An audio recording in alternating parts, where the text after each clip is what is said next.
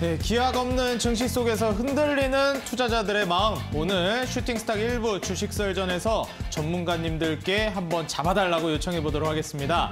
저는 1부 주식설전 진행을 맡은 단타장인. 저는 김나은입니다. 단타장인 앵커님, 네. 어제 이제 내일이 금요일이기 때문에 그동안 좀 떨어졌으니까 금요일은 좀 오르지 않겠냐라고 네. 조심스레 예상했지만 역시 예측은 아무 의미가 없는 것 같습니다. 그렇습니다. 네, 오늘 또 시장이 하락으로 마감을 했는데요. 이번 한 주 초반에 좀 분위기 살짝 좋았다가 역시나 좀 뒤통수를 맞은 기분입니다. 어떻게 네. 보셨나요? 한 주 동안 시장을. 뭐 사실 이제 과거에 그랬다고 미래도 그럴 것이다. 네. 이런 게 사실 어떻게 보면은 굉장히 위험한 발상이죠. 맞아요. 그런데 지금 시장에서 뭐 갖가지 악재들이 많이 나오고 있어요. 제가 보는 관점에서는 개인적으로 이 마지막 악재. 예. 오늘 또 상한 김용덕 전문가님도 출연해 주시는데 그때 전문가님하고 얘기했었던 게 세 가지 악재. 우리가 어떤 이제 게 있어요? 기준금리 인상, 네. 그리고 이제 추가적으로 경기 침체, 예. 그리고 하나가 더 있었는데 기억이 안 나네요. 그래서 이 경기 네. 침체까지 이제 우리가 하나가 남았다. 네. 전쟁이었네요. 전쟁. 네. 예, 그래서 뭐 네. 전쟁 이슈라든지 기준금리 인상은 이미 시장에 반영이 됐는데 그렇죠. 이 경기 침체 이슈가 본격적으로 이제 반영이 되면 한번 마지막 급락을 보여줄 가능성도 있다. 예. 이제 같이 그런 얘기를 했었는데 요새 이제 뉴스들을 보면 이 경기 침체 관련된 뉴스들이 많이 나오더라고요. 그렇죠. 그래서 거기에 관련된 악재들이 이제 서서히 반영시키려고 하는 게 아닌가 이런 우려들이 나오고 있습니다. 네. 과연 추가 하락이 나올지 오늘 전문가님들께 또 물어봐야 될 것 같아요. 알겠습니다. 오늘 또 어떤 이야기들 해주실지 기대가 되는데요. 우리 시청자분들도 끝까지 이 시간 함께 지키시면서 다음 주 시장 준비를 해보시면 좋을 것 같고요. 또 샵 3772번으로 함께하고 싶은 전문가 이름을 보내주시면 그 전문가와 함께할 수 있는 노란 톡방도 안내를 도와드리도록 할 테니까요. 노란 톡까지 들어오셔서 다음 주장도 전문가와 함께 든든하게 대응을 해보시면 좋을 것 같습니다. 자, 그럼 바로 또 우리 주식설전 들어가 보도록 할까요? 네, 좋습니다. 예. 우리 슈팅스탁 1부 주식설전 지금 바로 시작합니다.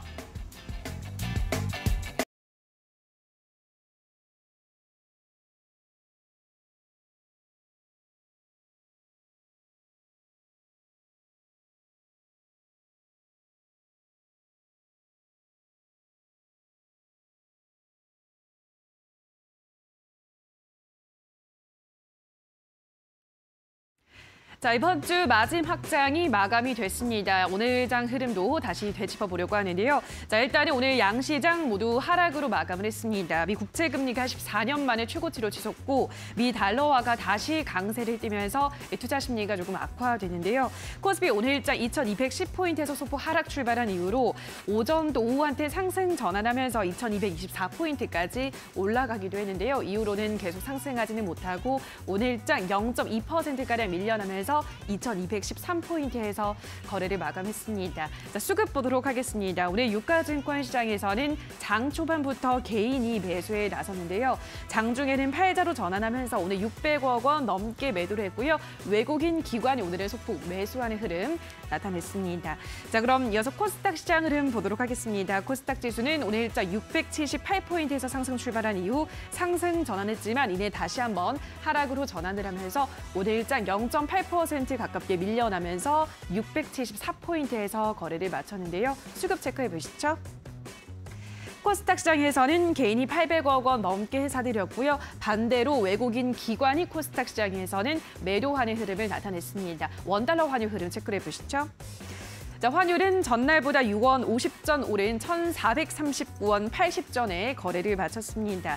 오늘 원달러 환율은 어제 종가보다 조금 낮게 시작을 했는데요. 장중 상승 전환했고 장중 한때는 1,440원을 재돌파하면서 장중 연 고점을 위협하기도 했습니다만 그보다는 소폭 밀려나면서 마감을 했고요. 이 시간 1,443원쯤에서 거래가 되고 있습니다. 자, 여기까지 이번 주 마지막 장 흐름 살펴보셨습니다. 더 자세한 시장에 대한 분석 지금부터 확인해 보시죠. 네, 오늘 증시뿐만 아니라 이번 주에 가장 어떻게 보면 핫 이슈라고 볼 수 있었던 게 이 강원도의 레고랜드 파산 이슈도 있었죠.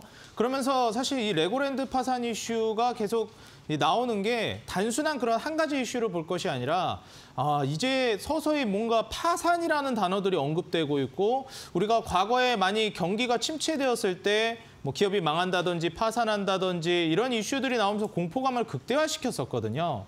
그런 공포의 극대화를 이제 경기 침체를 통해서 마지막 방점을 찍으려는 것이 아닌가. 여기에 대한 이제 의견들도 많이 나오고 있습니다. 자, 그렇다면 지금 전쟁과 금리 인상 그리고 마지막으로 경기 침체까지 증시를 끌어내리는 가장 큰 3대 요인, 그중에 이제 전쟁과 기준금리 인상이 반영이 됐다라고 또 얘기를 했었는데, 자, 과연 이제 경기 침체로 인한 증시 하락이 또 펼쳐지는 것이 아닌지, 향후 증시 흐름은 어떻게 될 것인지 오늘 두 전문가님들 모시고 자세한 내용 들어보도록 하겠습니다. 오늘 상한 김용덕 전문가님 그리고 주대장 전문가님 모셨습니다. 전문가님들 안녕하세요. 네, 반갑습니다. 네, 반갑습니다. 자, 먼저 상한 김용덕 전문가님, 네. 우리 또 같이 얘기했던 게 있잖아요. 네. 그 세 가지. 이 두 가지는 솔직히 반영이 됐다. 물론 기준금리를 미국 기준으로는 4.5에서 4.75. 네. 여기까지 올리는 건 사실 시장이 이미 인식을 하고 있잖아요. 그렇죠. 그럼 뭐 5%, 5.5%까지 올리지 않는 이상 그로 인한 이제 악재가 시장의 하락을 일으키지는 않을 것 같은데, 네네. 요새 제가 방금 말씀드렸던 뭐 레고랜드도 그렇고 뭐 이런저런 이슈들, 뭐 경기 침체 관련된 뉴스들이 너무 많이 나오더라고요. 네네. 이제까지는 솔직히 미국도 잘 인정을 안 하려고 하는 분위기였잖아요. 네. 근데 이런 이슈들로 인한 경기 침체를 가시화시키는 하락이 또 나오지 않을까 좀 우려들을 하고 계시는 것 같습니다. 투자자분들도. 네. 어떻게 보시나요? 아무래도 좀 필연적 과정이 아닐까 생각을 해봐요. 아, 증시 사이클상 이제 저점으로 향해 가는 네, 필연적 과정이라고 그거보다는 보시는 이제 그 금리가 올라감에 있어서 네. 인플레를 잡자고 이제 금리 인상을 시작을 한 건데, 경기가 이제 네. 반대급부로 안 좋아지는. 그렇죠. 이제 연준에서도 연준 그 파월 의장이 얘기를 했지만 일부 사업체나 개인들이 힘들어진다고 하더라도 이 어떤 인플레에 대한 부분들을 좀 낮춰주기 위해서는 희생을 감수하겠다. 그러니까 이 희생을 감수하겠다는 얘기가 현재의 어떤 이런 금리 인상 부분들이 진행이 될 때 필수 불가결하게 필연적으로 경기 침체까지는 아니겠지만 뭐 파산이라든지 아니면은 일부 생활들이 이제 어려워지는 사업체 개인들이 나타날 수밖에 없다라는 얘기를 해준 거거든요. 그러니까 뭐 전방위적으로 거의 대부분의 사업체들이 힘들어지고 진짜 금융위기 수준의 어떤 그런 분위기들이 형성이 된다라고 하면은 이걸 경기 침체라고 표현을 할 수 있고 이제 들어갔다라고 표현을 할 수 있겠습니다만, 일부 업체들이 이제 버티지 못해서 조금씩 무너지고 있는 부분들은 인플레가 너무 높으니까 이걸 그냥 방치해도 문제가 생기거든요. 예, 방치해버리면 어떻게 되겠어요? 물가는 계속 올라가는데 개인의 소비력은 정해져 있단 말이에요. 그죠? 기업이 뭐 자기가 성장하고 계속적으로 생산하고 원가율이 올라가니까 생산물품 가격을 올리고 그럼 소비자 물가 지수가 올라가는 게 당연한데, 이 부분에서 그 개인들이 얻는 수입원이 어디냐? 우리 이데일리 시청자 여러분들은 보통 주식 투자도 하니까 여기서 수입원이 나오지만 대부분의 어느 나라 국민이든지 자기가 갖고 있는 직장의 봉급이 최대 소비력이 되는 거예요. 근데 이 봉급은 잘 안 오르죠. 근데 물가는 계속 올라. 그러니까 결과적으로 물가가 계속 오르게 되면은 개인 소비력이 여기를 따라가지 못해서 소비 감소 현상이 나오게 되고, 이게 어차피 기업들의 실적 악화 부분이나 재고 증가를 유도하게 되면서 오히려 그때가 이제 진짜 경기 침체가 사실 될 수 있는 거거든요. 그런 고인플레에 의한 경제가 무너지는 게 문제가 되는 거기 때문에 연준에서 막으려고 하는 건 이걸 막으려고 하는 거예요. 차라리 금리를 올려서 제로금리로 너무 지금 시장의 유동성이 풍부하고 달러 공급이 뭐 확대돼 있는 상태에서 투자가 왕성해져 있으니까 인플레가 가속화돼서 떨어지지 않는다. 그러니까 시장의 유동성에 부담을 주는 거지. 금리를 계속 올려주면서 투자를 하려면 은행에서 보통 빌려서 하거든요. 이런 부분들에 대한 이자 부담을 줘가면서 적극적인 투자를 좀 감소시키는 거예요. 오버하지 않게 만드는 거지.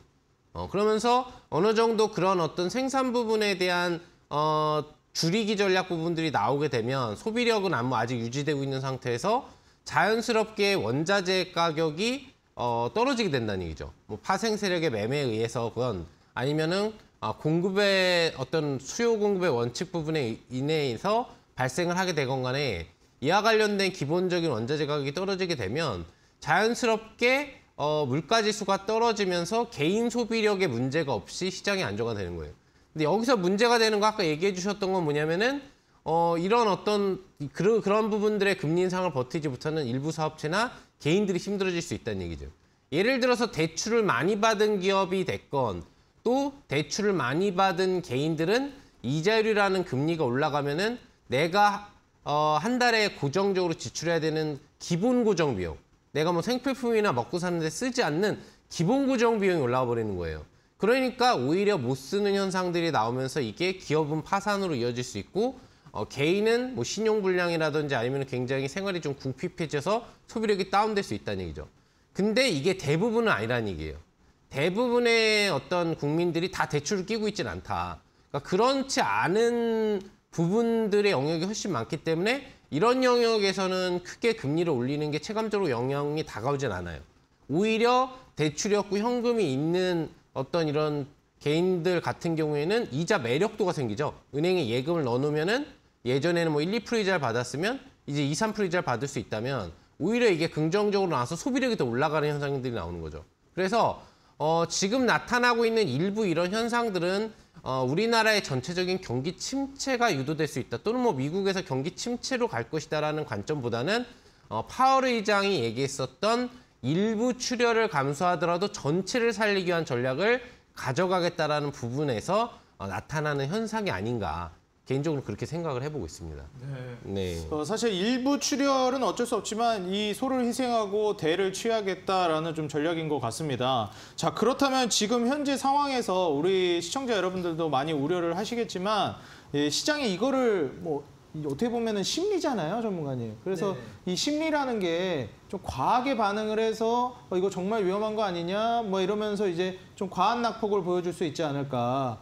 뭐 이게 정말 우리가 어떻게 보면 기준금리를 올리는 의도도 이 경착륙이 예상이 되기 때문에 미리미리 이제 금리를 올려서 조금 이제 소프트 랜딩을 하겠다, 연착륙을 하겠다, 좀 부드럽게 내려앉겠다, 충격이 최대한 덜 가게 이런 의도인데 오히려 이런 게 또 이제 공포감으로 이제 진행이 되면서 급락이 떨어지지 않을까 이런 우려를 하시는 분들도 있는 것 같아요. 그럼 우려가 공포를 더 확산시키는 그런 측면이 있을 것 같은데 아까도 나왔듯이 이제 코스피 같은 경우에도 개인들은 매도하고 외인과 기관들은 매수하고 근데 또 코스닥 같은 경우에 반대의 경우로 점점 더 이제 계속 단타 트레이딩이라든지 아니면 이제 어떻게 보면 좀 단발성 자금들만 움직이는 것 같습니다. 맞아요. 이제 또 미국 금리 인상도 어떻게 보면 11월 2일이면 일주일 이 정도 남았잖아요. 여기에 따른 이제 우려도 걱정이 되는데 이 증시 상황이 이제 10월 달 더 나아가서 연말까지 큰 흐름은 어떻게 될 거라고 보시나요?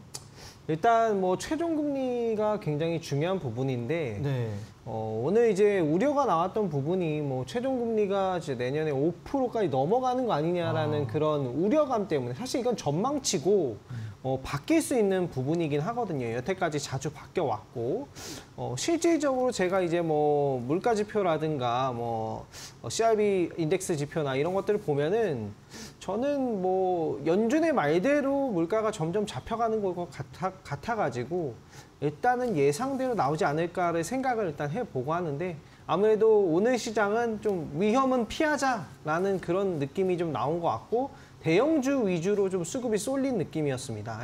그래서 뭐 오늘 거래량이 많았던 게 삼성 SDI나 뭐 에코프로비엠 이런 쪽으로 이제 몰리고 오히려 중소형주는 소외된 느낌을 좀 받았다. 그래서 저는 일단은 금리 같은 경우에는 예상대로 가지 않을까를 좀 생각을 해봅니다. 사실 이제 기준금리를 예상한 것보다 더 올리지 않겠느냐라는 시장의 불안감이 있어서 이제 시장이 뭐 추가적인 상승도 보여주지 못하고 중소형 종목들이 많이 다운되는 모습을 보여주었는데 전문가님께서는 그것보다는 기존에 예상했던 대로 가지 않을까 이렇게 말씀을 해주고 계십니다. 자, 그렇다면 사실 어떻게 보면 뭐 4.5% 그 예상했던 수준까지만 기준금리가 올라간다라고 했을 때 지금의 이제 하락은 발행되지 않은 악재에 대한 미리 이제 걱정하는 매물들이기 때문에 충분히 4.5%까지 만약에 정말 그 정도까지만 올라간다라는 인식이 또 시장에 자리 잡는다면 뭐 다시 이제 올라가지 않을까 이런 기대를 좀 해봅니다. 정말 전문가님 말씀해 주신 대로 기준금리가 딱 예상한 데까지만 갔으면 좋겠네요. 그러니까요. 내년 초까지만. 네. 네, 그러고 나서 동결까지는 뭐 상관이 없는데 인상만 더 이상 안 했으면 하는 마음이 좀 있습니다. 그렇죠. 우리 투자자 여러분들 다들 같은 마음이 아닐까 예상이 되고요. 뭐 전쟁 이슈도 언론 하루바삐 이제 좀 어떻게 보면은 해소되어가는 과정을 기대해 보면서 오늘의 첫 번째 썰전 이슈 들어가 보도록 하겠습니다. 자, 오늘 첫 번째 이슈는요.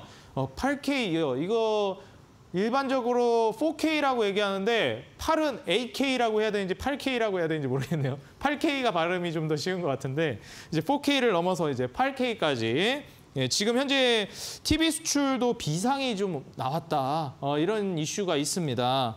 EU 에너지 규제가 이제 강화되기 때문인데요. 지금 현재 상황에서 우리나라 이제 TV 수출뿐만 아니라 전반적인 이 업계 업황 상황이 또 어떻게 될지 굉장히 우리가 기대를 하고 있는 부분과 우려를 하고 있는 부분들이 있을 것 같아요.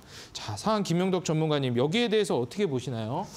일단은 뭐 지금 유럽의 규제 정책이 또 이제 추가적으로 상향이 되는 부분 때문에 네. 전체적으로 우리나라에서 사실 어떻게 보면은 이 TV 판매가 유럽에도 굉장히 활성화되어 있었거든요. 그렇죠. 우리나라 TV 또 유명하잖아요. 디스플레이도. 네, 뭐 기술이 워낙 좋고 네. 보기에도 좋다 보니까 유럽에서 이 4K 관련 우리나라 그 삼성 TV라든지 이런 TV 부분들을 네. 굉장히 좋아하고 판매고도 높아서 네. 오히려 생산을 더 늘리자라고 하고 있는 분위기였어요. 잘 팔리니까. 근데 규제가 지금 틀어막은 거네요. 그렇죠. 규제 법안이 이제 나와버리면서 이걸 이제 못 팔게 생긴 거죠. 그렇죠. 예, 환경 법안이 올라가다 보니까 이 부분에서 이게 커트라인을 통과하지 못한 거예요. 근데 수요는 여전히 탄탄한 거죠. 인기도 예. 있고. 그죠, 수요는 굉장히 많아요. 이걸 구매하고자 가격이 낮진 않으니까. 그렇죠. 조금 비싸죠. 이게. 네, 몇백, 유럽에서도 몇백만 원이거든요. 네, 뭐 맞아요. 400~500만 원 정도에 이제 팔리는 거기 때문에 네. 쉽게 사진 못하는데 우리도 뭐 TV가 있는데 좀 더 좋은 TV가 나오면 나중에 이 TV가 좀 고장날 때 되면은 네, 저거 사야지 이런 바꿔야겠다. 생각을 하잖아요. 네. 이제 그런 로망을 아직 못 산 그 유로존 이제 사람들이 갖고 있는 부분들인데 아쉬운 부분이라고 한다면은 이 원인이 이제 두 가지예요. 첫 번째는 우선 미국이 금리를 올리는 이유가 인플레가 심하기 때문에 이 부분을 잡기 위해서 올리는 거잖아요. 그래서 미국도 바이든이 인플레 법안이라고 해가지고 인플레를 낮추는 법안 중에 금리 인상 외에도 환경 법안이라고 해가지고 인플레를 유도할 수 있는 부분에 대한 제한을 많이 두는 정책을 취하고 있어요. 그러니까 유럽이 이런 부분들을 따라서 답습하는 모습이라고도 볼 수 있고 또는 러시아와 우크라이나 전쟁 문제 때문에 유럽의 에너지 대란이 지금 벌어지고 있고 그것 때문에 유로존의 어떤 물가지수가 폭등을 해 있는 상태잖아요. 그러다 보니까 이걸 또 자체적으로 잡아주기 위해서 뭘 해야 됐냐. 환경 법안으로 이제 탄소 배출권 법안 부분들 위주거든요. 이런 부분들의 강화 수치를 올려놓으면 보통 탄소 배출권과 관련된 탄소 방출 부분들을 많이 하는 게 대부분 이제 전기 에너지 부분의 사용 때문에 그렇다는 거죠. 그래서 전 세계적으로 탄소 배출 법안에도 비트코인 채굴을 하려고 비트코인용 컴퓨터를 돌리면 거기에서 발생되는 것 때문에 어떤 이런 환경 오염이 된다라는 걸로 인해서 제한을 두는 국가들이 많은 거잖아요. 그래도 마찬가지 현상인 거예요. 그런 부분으로 에너지 사용을 축소시키고 과도하게 에너지를 소비하는 이런 부분들을 잡아주겠다라는 게 목적이라고 볼 수 있거든요. 그럼 지금 우리나라 그 삼성 또 뭐 LG TV 아무튼 유로존에서 유명한 그 TV가 왜 인기가 있느냐? 동급 모델 딥의 기술력이 좋으니까 화질도 좋고 뭐 기본적으로 화소부터 시작을 해가지고 선명도 이런 게 월등히 뛰어난 거예요. 그런데 그러려면 무슨 문제가 발생하냐? 아무래도 에너지를 좀 더 소비한다. 1등급이라고 하더라도 그 자체 기준의 1등급이지 에너지 소비율이 높아지는 거예요. 그래서 지금 바뀐 환경 법안대로 만약에 이 삼성에서 또는 뭐 LG에서 이 관련된 TV를 수출해서 앞으로 문제없이 판매를 하려면 뭘 낮춰야 되냐면 밝기를 낮춰야 돼요. 화면 자체에 기본적으로 설정되는 밝기. 밝기가 낮아지면 선명도가 기본적으로 낮아지겠죠.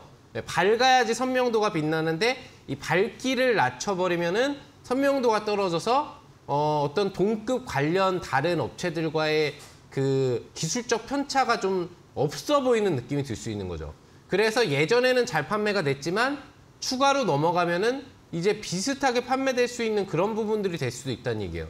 우선은 판매를 만약에 하려고 하면은 화수 기준에 대한 밝기를 낮춰야 되는 거죠. 근데 만약에 이 부분이 된다고 하면 솔직히 판매량은 줄어들 거예요.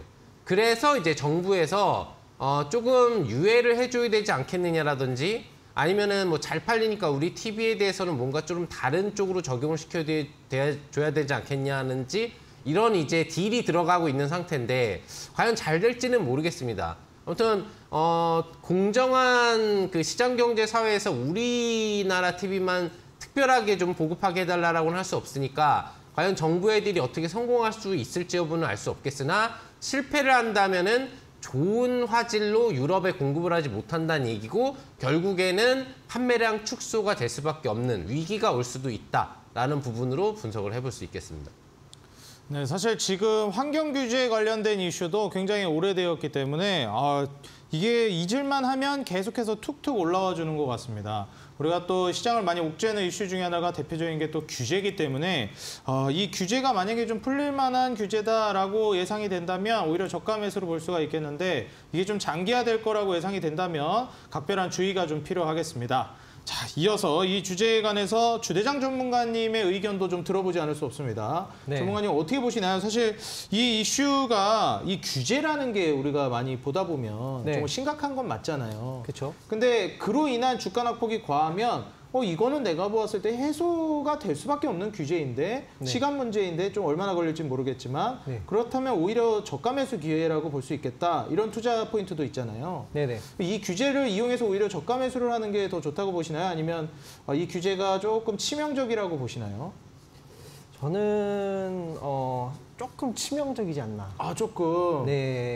그럼 자세한 한번 좀 설명 네. 부탁드리겠습니다. 일단은 이런 방식으로 이제 에너지 규제를 강화해서 해버리면 국내 업체들의 TV 판매 그런 경쟁력 자체가 사실 좀 떨어지는 거잖아요. 그렇죠. 예. 좋은 화질을 만들 수 있는데 그걸 갖다 쓰지 말라. 뭐 거의 그쵸. 이런 거니까. 예. 근데 이거의 이제 배경을 좀 살펴보면 어떤 배경이냐면 결국 에너지 규제예요. 지금 EU가 에너지를 아끼려고 어떻게든 뭐 사용을 하고 있단 말이에요. 뭐 불을 언제까지 껴라, 뭐 언제까지만 저희 출근을 해라, 뭐 이런 식으로 불을 막 껴라, 물도 아껴 써라, 막 거의 에너지를 아끼려고 정책이 다 바뀌고 있어서 결국에는 지금 저전력으로 만들어라. 너네 저전력으로 하면 이 TV는 통과 못한다. 이것 때문에 지금 이렇게 된 거거든요.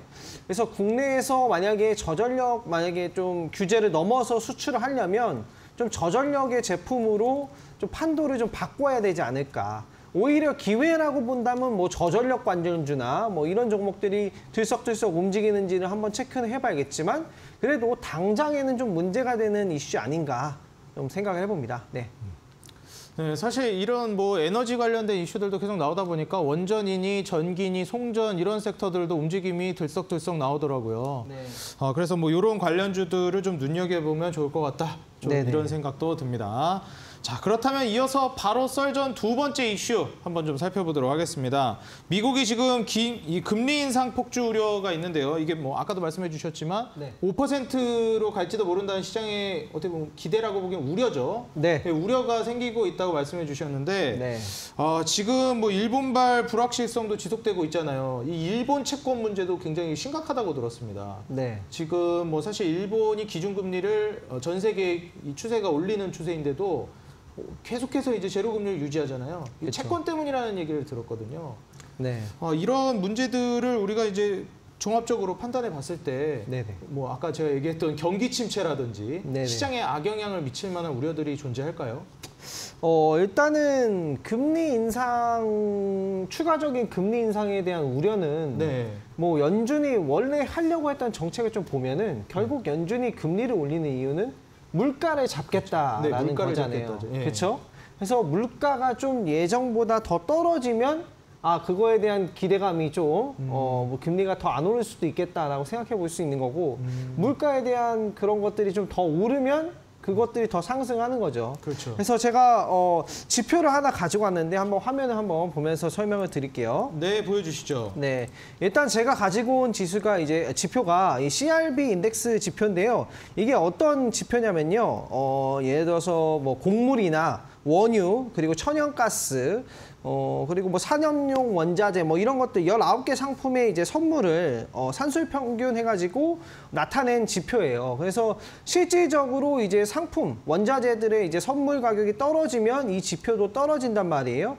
근데 지금 뭐 보면은 연준의 목표대로 금리를 인상하니까 조금씩 떨어지고 있어요. 그죠? 아, 원자재들을 종합해서 하는 게 지금 떨어지고 있다 보니까 그쵸. 물가도 전반적으로 저걸 따라서 떨어지겠네요. 그렇죠. 전반적으로 떨어지고 있는데 이제 지표 발표 같은 경우에는 살짝씩 높게 나오는 이유가 9월 달 거를 10월에 발표하고 10월 늦게 달 발표하니까요. 그렇죠. 그런 부분이 없지 않아 있기 때문에 그런 부분이고 근데 이제 다만 우려되는 부분은 어쨌든 지금 이 기사를 한번 보시면은 세계 자동차 업계 뭐 2030년까지 전기차 1,727조 투자한다라는 그 기사가 있어요. 결국에는 뭐 완전히 이제는 석유에 대한 에너지를 배척하겠다라는 분위기라 이 산유국들이 뿔이 안 날 수가 없거든요.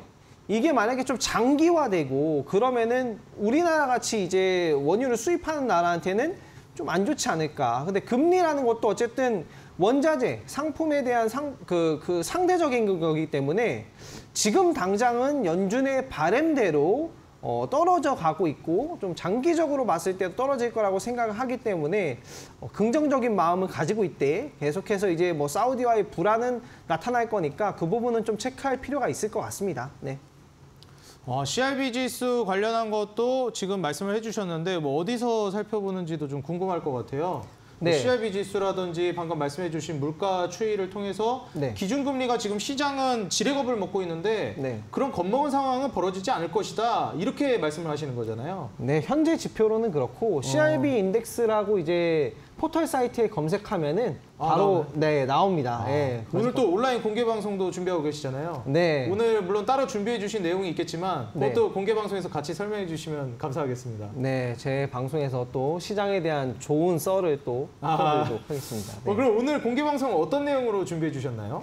오늘 공개 방송은 지금 시장이 굉장히 좀 어렵기 때문에 긴급적으로 좀 시장을 좀 체크해야 되는 부분이 있어서 봐야 될 내용들이 굉장히 많습니다. 긴급 시장 체크랑 주도주 테마에 대한 얘기, 그리고 이제 최근에 잘 갔던 2차 전지나 이런 것들을 좀 공매도를 많이 때리고 있기 때문에 그거에 대한 대응책.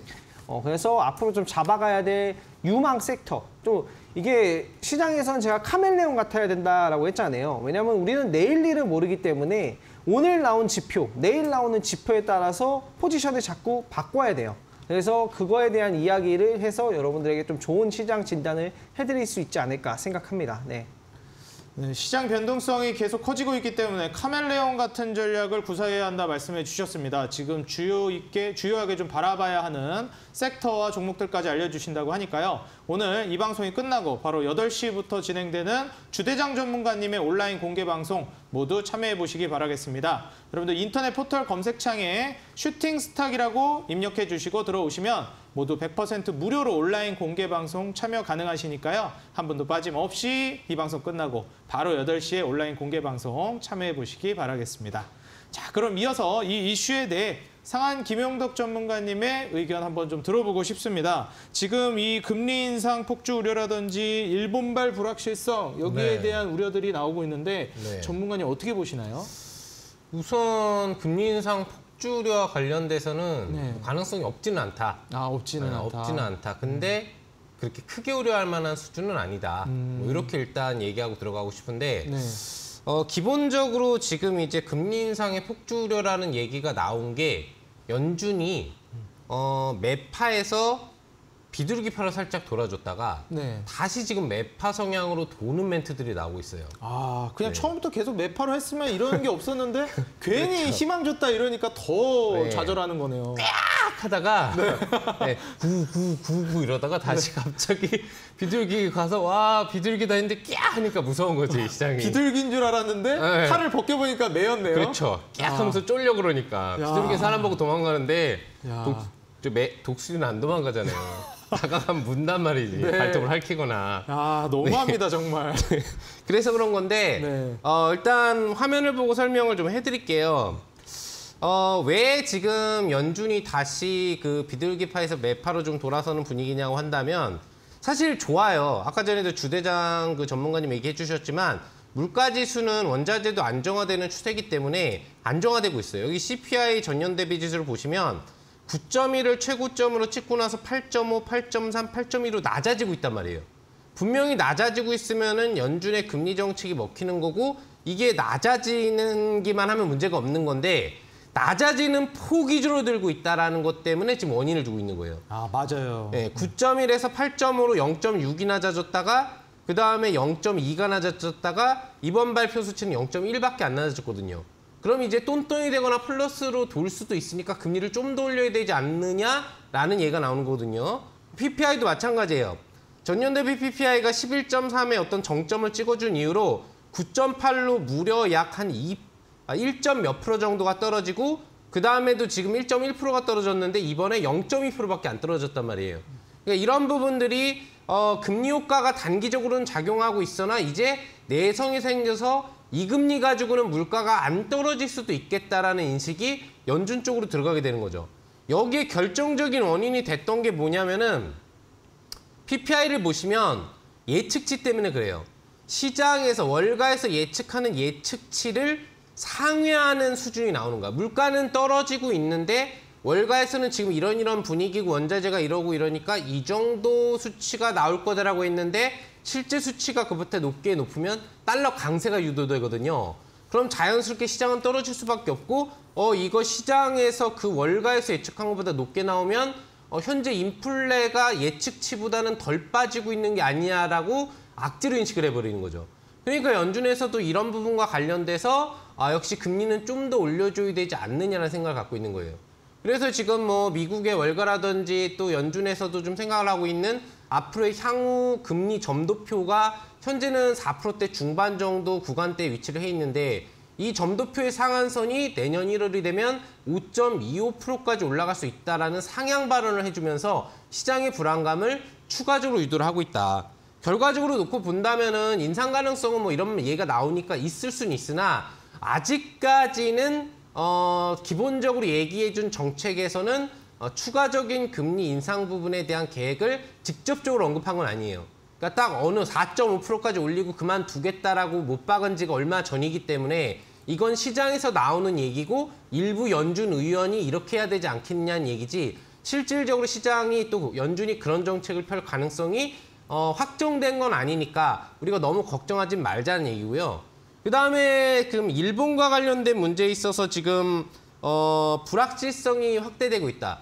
뭐 일본이 지금 금리를 안 올리고 있잖아요. 미국이라든지 유럽, 우리나라도 다 금리를 올리고 있는데 일본이 금리를 안 올리고 있어요. 그러니까 환율 편차가 계속되면서 엔저가 지속되고 일본 당국도 달러당 150엔 이상을 넘어서지 않으려고 환율 개입을 하고는 있단 말이에요.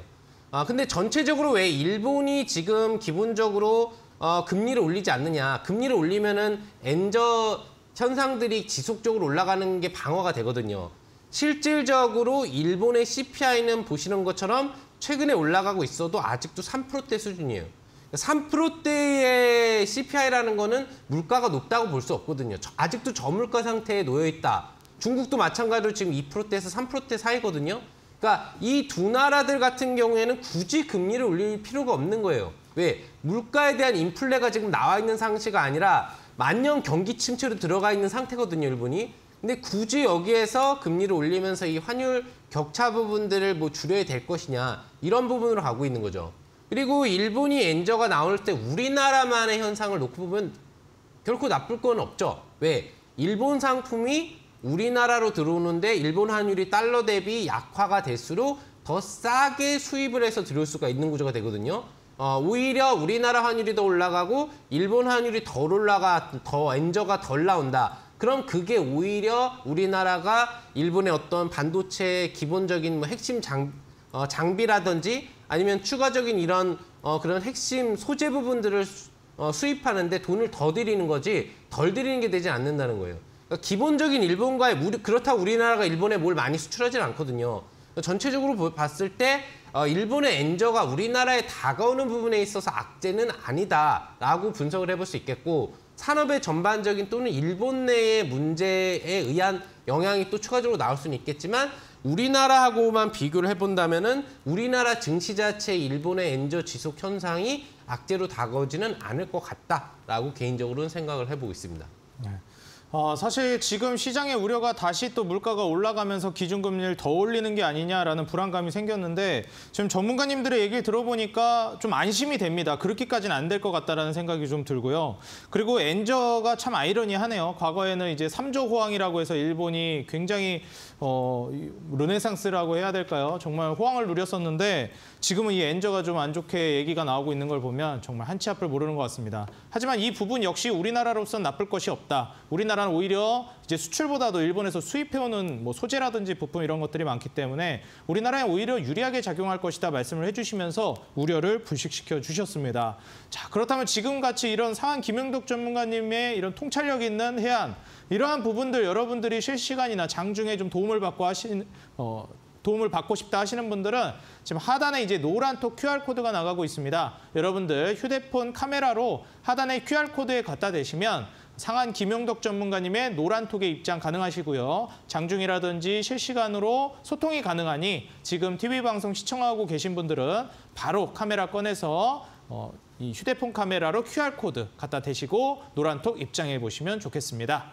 자, 그렇다면 오늘의 이제 썰전 2가지 주제 모두 살펴봤고요. 바로 이어서 지금 전문가님들의 보유 종목 포트 AS 들어보도록 하겠습니다.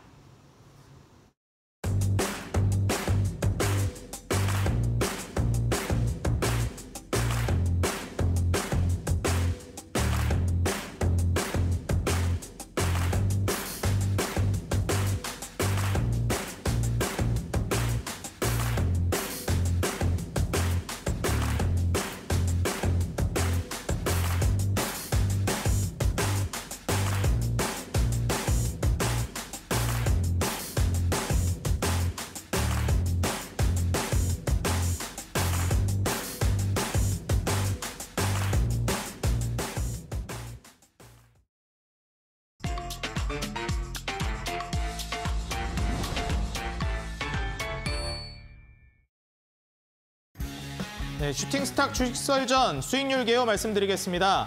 포트폴리오 관리는 총 5개의 종목을 트레이딩하고 최대 편입 종목은 5종목으로 제한합니다.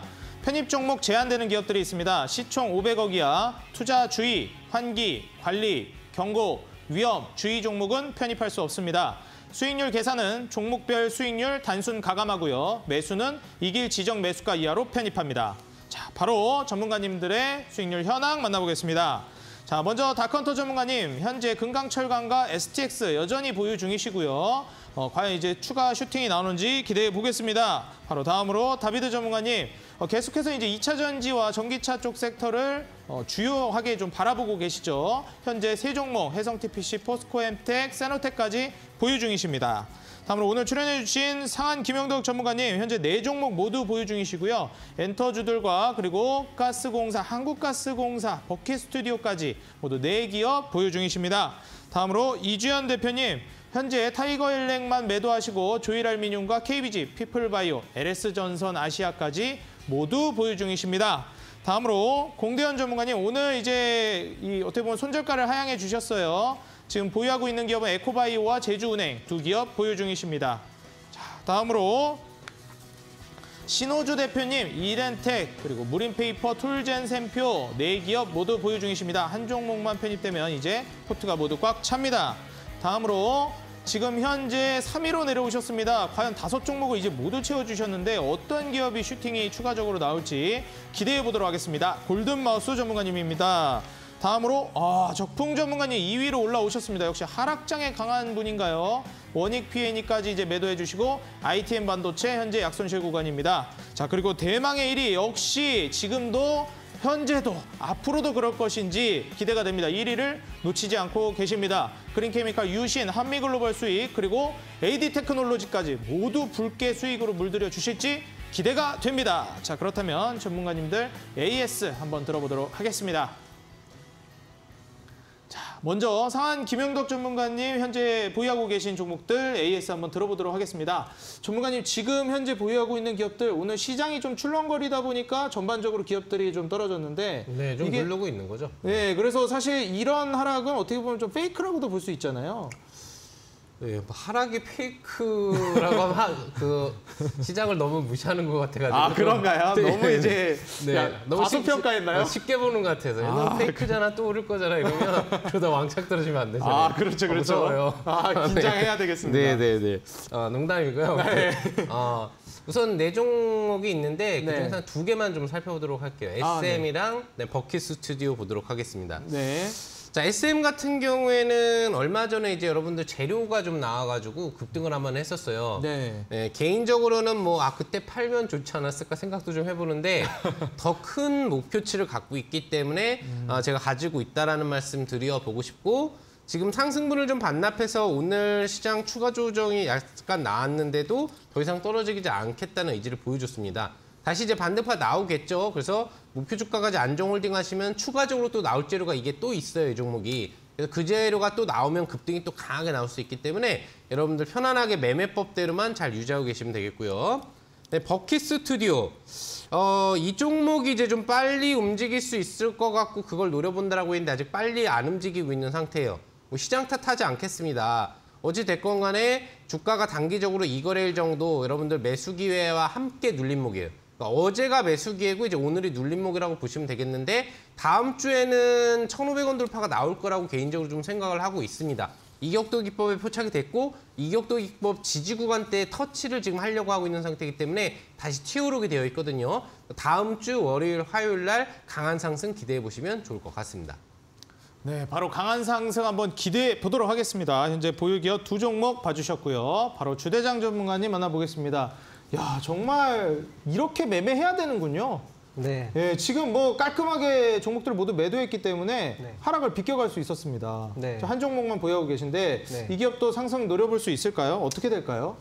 저는 충분히 상승 노려볼 수 있다라고 생각이 되고 이거에 대한 이벤트가 좀 있어요. 아, 예. 네, 지금 제가 보유 중인 종목이 AD 테크놀로지 딱 한 종목 이제 보유하고 있거든요. 네. 이 종목 같은 경우에는 지금 모빌아이 IPO가 이제 얼마 안 남았다라고 전에 이제 방송에서 얘기를 드렸잖아요. 삼성전자가 하고 싶은 게 뭐냐면 자율주행 시대가 되고 자율주행 칩으로 자율주행을 하다 보면 데이터를 처리할 수 있는 메모리 반도체가 많이 필요해요. 그거를 팔고 싶은 거죠. 그러면은 그거를 팔려면 자율주행 칩이 빨리 개발이 돼야 돼요. 그런데 이 AG 테크놀로지가 그 관련한 삼성 관련한 종목으로 선정이 되었고 실제로 이제 독일에 최근 수주를 했죠. 그리고 심지어 13시간 전에 이제 뉴스 기사가 또 나왔어요. 실적이 또 저기에도 기대가 되는 부분이다라고 나왔고 모빌아이 IPO는 일단 예정은 10월 26일로 예정이 되어 있다고는 나와 있는데요. 이 모빌아이 IPO가 지금 1년을 기다린 거예요. 1년을 기다리고 9월 달에 증권 신고서 제출하고 이번에 이제 10월에 상장하겠다라고 나온 거고 인텔이 이거를 가지고 뭐 발표를 한 내용으로 보면은 뭐 크게 돈 벌 생각이 없고 이거는 주가를 올리기 위해서 일부러 좀 주식수를 굉장히 적게 해가지고 상장을 시킬 계획이라고 합니다. 그리고 이게 AD 테크놀로지가 이 이슈가 처음 있었을 때가 주가 이제 큰 폭으로 상승했고요. 그리고 주가가 충분히 눌려지고 다시 모빌아이 이벤트가 좀 나와주고 있는 상태라서 좀 기대가 되는 부분이 있고요. 그리고 최근에 이제 나왔던 이 기사, 이게 바로 13시간 전에 나왔던 기사인데 다른 이런 신문이 나오는 이유가 뭐 사실 좋아 보여서라고 저는 생각이 들거든요. 그래서 굉장히 좀 기대가 되는 종목이라 좀 지속적으로 좀 보유해서 이 불황을 좀 이겨낼 수 있는 종목이 되지 않을까. 이벤트도 있고 그래서 좀 지속 보유 의견을 드리도록 하겠습니다. 지속 보유 의견 주셨습니다. 정말 강력한 재료가 아직 남아있는 것으로 좀 보여지고요. 그리고 이제 공지가 한 가지 있습니다. 공대현 대표님의 종목, 두 종목 손절가를 하향해 주셨습니다. 손절가 에코바이오 손절가 하향이 기존 5,000원에서 4,720원으로 손절가를 하향해 주셨고요. 그리고 제주은행 손절가를 기존 8,320원에서 7,600원으로 손절가를 하향해 주셨습니다. 현재 시장이 무너지다 보니까 조금 더 이제 여유 있게 손절가를 낮춰주신 모습이니까 우리 시청자 여러분들 다시 한번 참고해 주시면 감사하겠습니다. 자, 그렇다면 오늘 출연해 주신 두 전문가님들의 내일의 상한가 도전주로 돌아오도록 하겠습니다.